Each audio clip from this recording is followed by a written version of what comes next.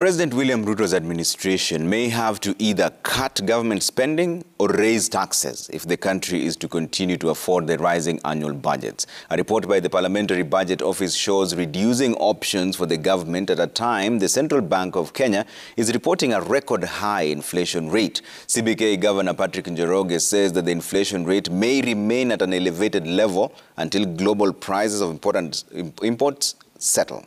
Sam Gituku has more.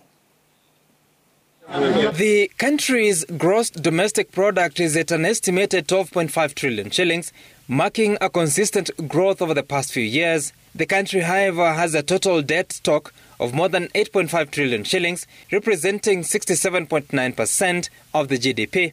Central Bank Governor Patrick Njoroge says the debt burden is taking away 43% of the revenues, a rise from 29% 9 years ago. The structure of the economy has also been changing, with the services sector now reflecting the highest contribution of 5.3% to the GDP, followed by industry and taxes. Agriculture has taken a less significant contribution to the economy, having contracted in 2021. So when we talk about ICT, when we talk about hotels and accommodation, trade, retail, etc., and all the other services, education, health, that is really now what Kenya is becoming. So we've moved away from sort of the one sector, agriculture. At the moment, the country is experiencing its worst inflation rate at 8.5%. Dr. Njoroge, however, says Kenya's situation is similar to the US and Western economies, whose inflation is just below 10%.